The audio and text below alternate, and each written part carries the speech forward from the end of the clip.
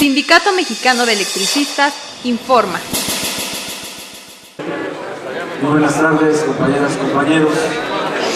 El primer asunto que quiero abordar tiene que ver con el ciclo que se ha completado en relación a la entrega de la propuesta de reinserción laboral con todos aquellos sujetos que por supuesto son interlocutores en el marco de lo que se conoce como la reforma energética de Peña Nieto. Fue entregado el documento en la Secretaría de Gobernación, se hizo lo mismo en Los Pinos, se entregó en la Cámara de Diputados, se entregó en la Cámara de Senadores y el día de ayer fue entregado de manera muy formal en la Secretaría de Energía. La entrega de esta propuesta, que es una propuesta que hay que subrayar, está presentada en términos de la legislación anterior. Con ello quiero decir, antes de la reforma constitucional, a los artículos 25 y 28 de la Constitución, y considerando el todavía vigente Estatuto Orgánico de la Comisión Federal de Electricidad. Pero no podía ser de otra forma, porque cuando se inició este proceso todavía no había sido votado, y no ha sido votado en leyes secundarias toda esta contrarreforma a los artículos de la Constitución, en los artículos 25, 27 y 28. Pero en la medida en que está referido al marco constitucional y a un estatuto jurídico que está vigente de Comisión Federal de Electricidad, por supuesto que reúne todas las formalidades del caso en lo que hace a la propuesta de reinserción laboral. Y fue entregado a todos estos entes de la administración pública y de los órganos de gobierno de nuestro país, en la medida en que todos ellos son interlocutores directos en lo que hace a la implementación de la mal llamada reforma energética. Es un término muy elegante para no decirles vendepatrias, para no decirles que han cometido un acto de traición a México, a la nación, al haber promovido y sacado adelante una reforma que entrega el petróleo a manos privadas en la óptica del Imperio del Norte y la electricidad en los mismos términos. Pero bueno, así lo están manejando en la prensa, en los medios informativos, en los diarios, en la radio y en la televisión, como si el pueblo de México no tuviera clara en su memoria lo que fue el 18 de marzo, la expropiación del petróleo, y fuera un pueblo de ignorantes que se trae el cuento de que hay que modernizar la planta energética porque el país no cuenta con recursos. Todos nosotros sabemos que Petróleos Mexicanos es una de las empresas más rentables en todo el mundo, Todavía hace, que será unos 8 años, Petróleos Mexicanos se disputaba el segundo lugar en cuanto a nivel de productividad y de ganancia con firmas transnacionales del tamaño de la Chevron, de la Exxon, etc. Y su caída dentro de los primeros 10 lugares tiene que ver con una política deliberada de saqueo, de expoliación, como todos nosotros sabemos. Pemex, la mayor empresa estatal de nuestro país, de las poquitas que quedan, de las 1.150 que eran todavía a mediados de los años 80, es una empresa que en promedio ocupa en costos de explotación para extraer un barril de petróleo alrededor de unos $10. Y todos nosotros sabemos que una vez extraído ese barril de petróleo en los mercados internacionales, en promedio está arriba de los $100. Ese es el enorme margen de ganancia. Esa es la llamada renta petrolera que hoy los vendepatrias, para sus propios negocios, para beneficio de las grandes corporaciones transnacionales y para los planes de seguridad energética del Imperio del Norte, están cabildeando entregar, una vez realizada la reforma constitucional, está cabildeando entregar a través de leyes secundarias. Y esa es una de las razones del por qué el día de ayer fuimos a la Secretaría de Energía. También estuvimos en la Cámara de Diputados y en la de Senadores, porque ahí, aunque solamente vaya a ser una simulación, ahí tienen que llegar antes de que se cumpla el plazo de los 120 días, que sería por ahí del 19 de abril, ahí tienen que llegar al Congreso de la Unión todas las iniciativas en leyes secundarias que de manera obligada el Ejecutivo Federal tiene que presentar ante el Congreso de la Unión. Y por eso fuimos a entregar también la propuesta de reinserción laboral a ambas cámaras del Congreso de la Unión. Y a Los Pinos, naturalmente, que es el interlocutor directo en todo lo que hace en la mesa de gobernación al proceso de reinserción laboral. Y en el caso de la Secretaría de Energía, el que ha estado operando en reuniones, algunas secretas y otras comunicadas a los medios masivos de comunicación, es el licenciado Pedro Joaquín Codwell, que funge como secretario de Energía. Él dio la instrucción para que nos recibieran su cuerpo de asesores, comenzando por su director general de asesores, ahí mismo en la mesa en donde han estado recibiendo a los grandes corporativos, a los ejecutivos empresariales que están pugnando porque en leyes secundarias se concreten todos sus planes, todos sus proyectos para saquear la principal riqueza de nuestro país, que es el petróleo, y precisamente para hacer el gran negocio con todo el proceso de venta de energía eléctrica. Entonces, estamos en los términos, por supuesto, una vez que se conozcan, y tendrá que ser en breve, el contenido de las reformas en leyes secundarias que tiene que presentar obligadamente Enrique Peña Nieto, podremos o estaremos obligados a hacer los ajustes pertinentes en la propuesta que ha sido entregada para considerar también toda esta temática que apenas está enunciada en las reformas a los artículos 25, 27 y 28 constitucionales. Algo ya sabemos al respecto. Hoy todos nosotros tenemos en claro que ya no hay limitación alguna para que el capital privado, nacional o internacional, invierta en el terreno de la generación eléctrica o pueda invertir en el terreno de todo el proceso de comercialización en la prestación del servicio público de energía eléctrica.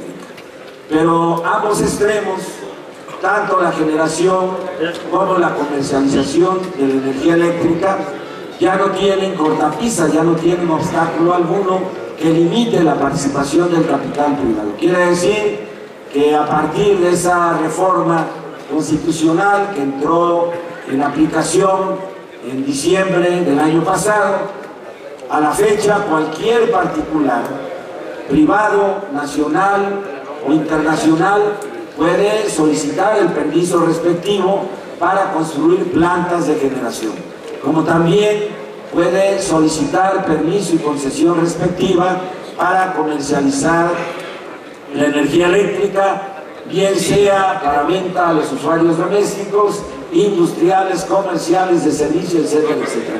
Ya no hay limitación. Y todo ello es lo que se conoce en el ámbito de estados que han privatizado desde hace muchos años todo el proceso de la energía eléctrica como un mercado eléctrico spot, es decir, en donde pueden vender todos aquellos que tengan capacidad de generación y puedan comprar u operar como terceros todos aquellos que presten el servicio en la comercialización.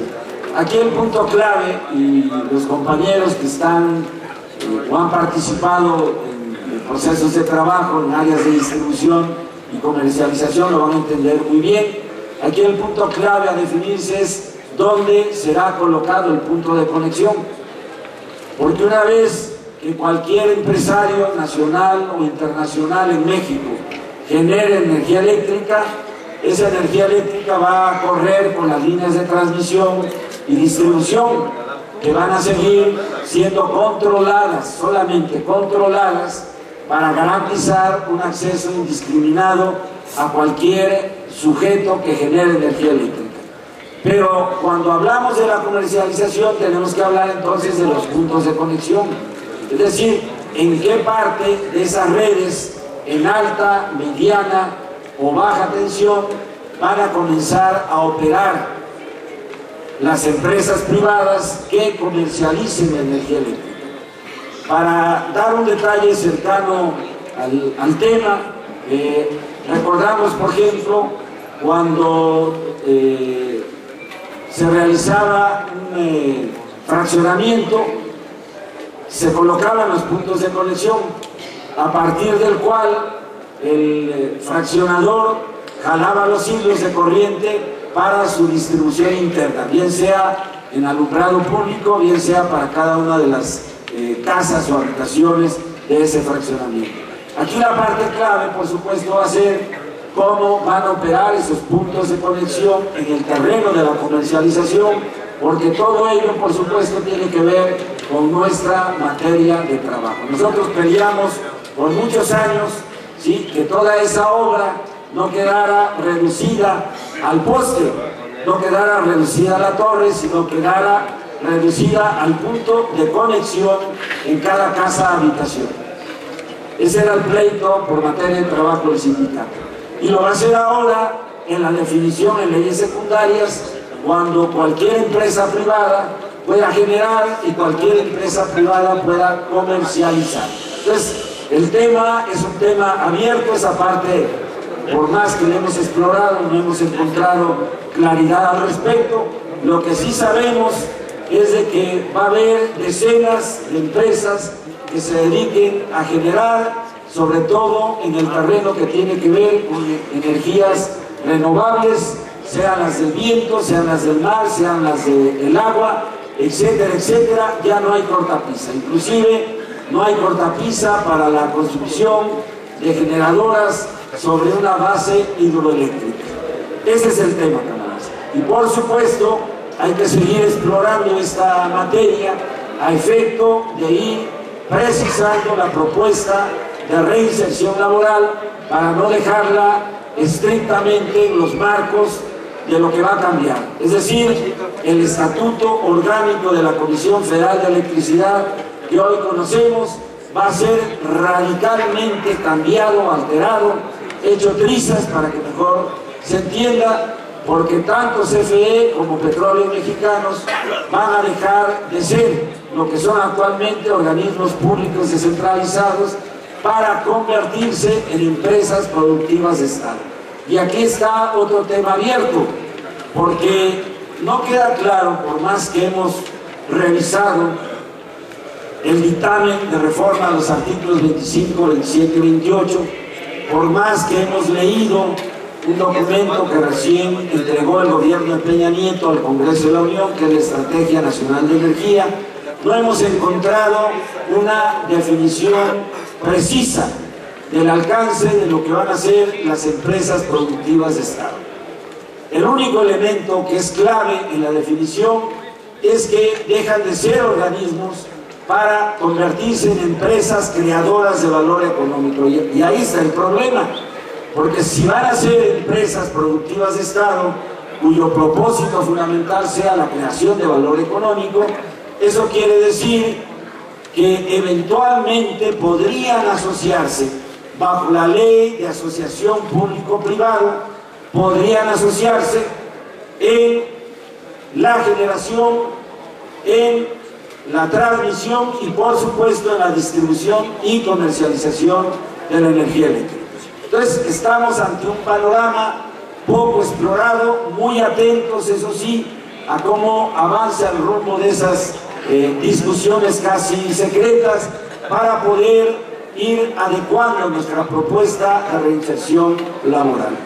Y quería dar toda esa explicación, sobre todo para algunos compañeros que se acercan y preguntan, bueno, pero ¿por qué fueron a la Secretaría de Energía o por qué estamos regresando a la Cámara de Diputados, a la de Senadores, pues por esta misma razón, porque ya no es solamente la Secretaría de Gobernación. En la Secretaría de Gobernación era en los marcos de la Constitución que fue pisoteada. ¿Por qué? Porque ese marco establecía la exclusividad de la nación en la prestación del servicio público de energía eléctrica. Una vez que la Constitución ha sido derruida en la exclusividad nacional, lo que queda es un campo de privatización que, por supuesto, no se resuelve solamente en una mesa como es la mesa de la Secretaría de Gobernación. Y el ejemplo es muy claro. Supongamos que se aprueban leyes secundarias y se da materia para que se comiencen a otorgar permisos de generación. Y que hay empresas, por ejemplo, en el área del Distrito Federal, que es un nicho de negocios muy bueno, que comienzan a construir plantas que utilicen como combustible los desechos, la basura. Esa empresa, por supuesto, va a estar regida por los permisos que otorgue la Comisión Reguladora de Energía. Eso no pasa por la Secretaría de Gobernación, eso pasa por otra instancia que puede ser la Secretaría de Energía, pero que básicamente será nuestra capacidad como organización sindical, con un registro de Sindicato Nacional de Industria que imponga las características de contratación de personal para ese tipo de empresas. Y estoy hablando solamente de un caso, porque el asunto se complica más cuando hablamos de la comercialización. La comercialización, para los que hemos estado en el área comercial, sabemos que no se reduce solamente al pago de la factura correspondiente. Y ahí va a haber un sinnúmero de call centers que van a tener la tarea ya fundada, soportada por la propia Constitución, de atender a los diversos usuarios eléctricos en una diversidad de empresas.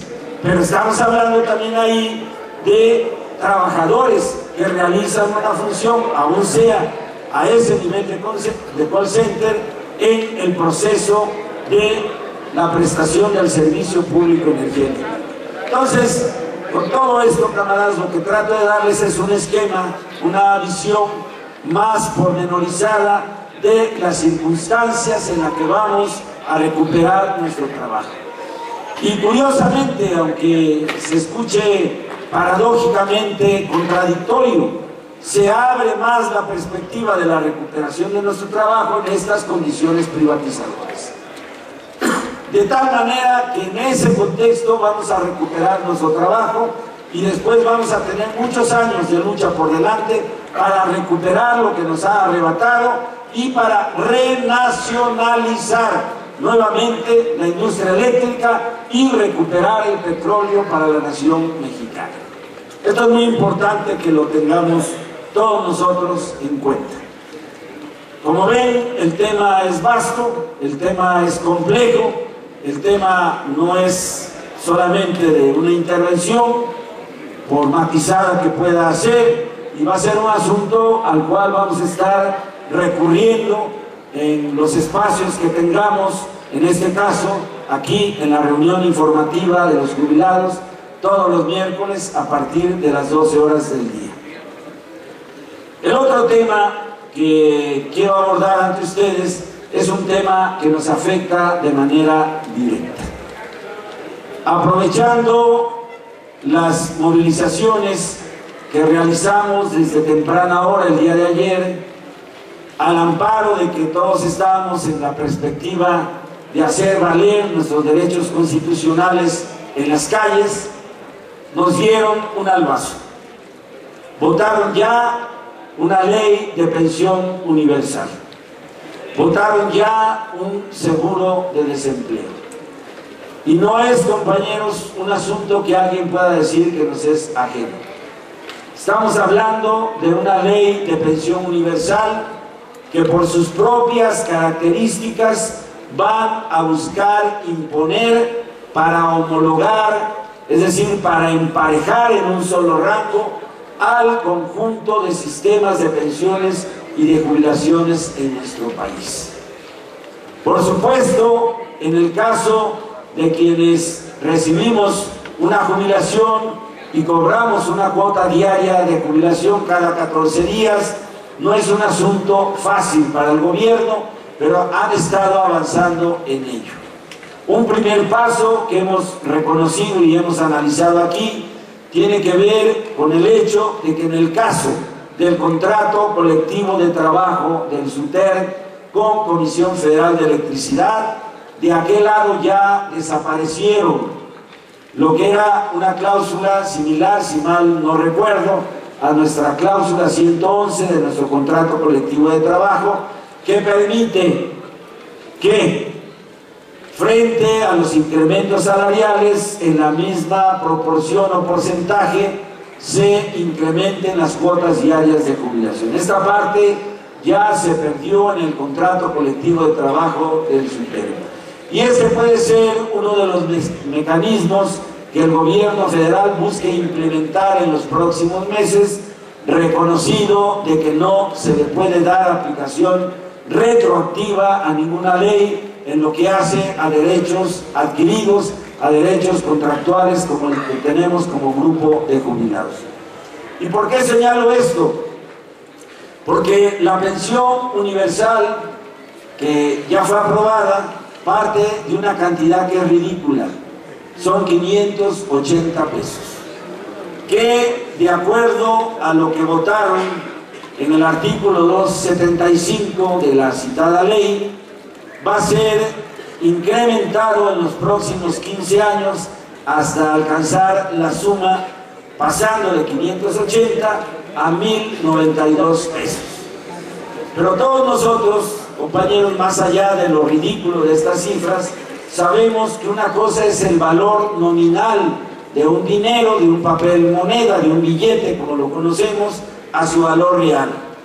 Si nosotros hacemos el ejercicio de a ese incremento que en 15 años va a pasar de 580 pesos a 1.092 pesos y es del orden de un 80%, si a esas cantidades las deflactamos conforme al índice nacional de precios al consumidor, vamos a caer en cuenta que en realidad no hay aumento.